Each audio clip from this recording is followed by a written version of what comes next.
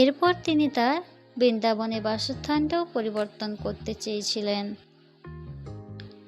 তিনি থাকছিলেন শ্রী রাধা দামোদর মন্দিরে, শত শত বছর আগে, যেখানে স্বরগোস্বামীর অন্যতম শ্রীজীব গোস্বামীর ভজন ক্ষেত্র ছিল।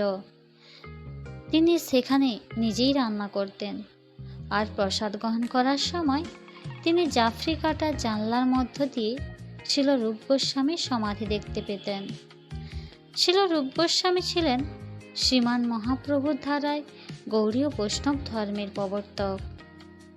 শিল প্রভুপাদ প্রতিদিন সেই সমাধির সামনে বসে পথ নির্দেশনের জন্য প্রার্থনা করতেন। এরপর ক্রমে ক্রমে চাঁদা আর দান সংগ্রহ করেই তিনি শ্রীমদ্ ভাগবত প্রকাশ করেছিলেন। প্রথম খণ্ডটি প্রকাশের পর তিনি বিভিন্ন মহল থেকে গ্রন্থের প্রশংসা পাচ্ছিলেন। ওনার প্রশংসা আসছিল কোথা থেকে জানেন? গোরক্ষপুরের বিখ্যাত গীতা প্রেসের সম্পাদক শ্রী হনুমান প্রসাদ পোদ্দার ও ভারতের প্রাক্তন রাষ্ট্রপতি ডক্টর সর্বপল্লী রাধাকৃষ্ণানের থেকে। প্রথম শ্রেণীর রাজনৈতিকবিদেরাও ওনার গ্রন্থ পড়েছিলেন।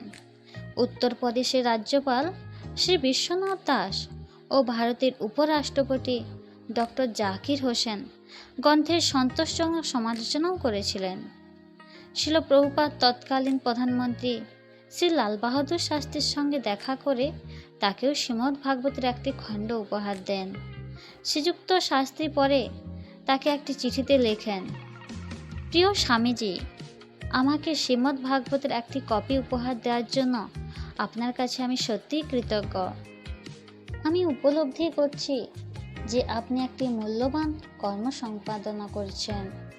সরকারি প্রতিষ্ঠানের গ্রন্থাগারগুলি যদি এটি ক্রয় করে তাহলে খুব ভালো হবে।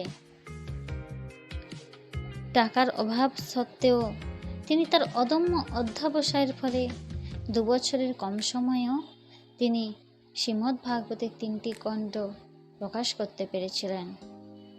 আর এইভাবেই তিনি সমগ্র দেশবাসীর কাছে এক উজ্জ্বল ব্যক্তিত্ব হিসাবে পরিচিত হয়েছিলেন।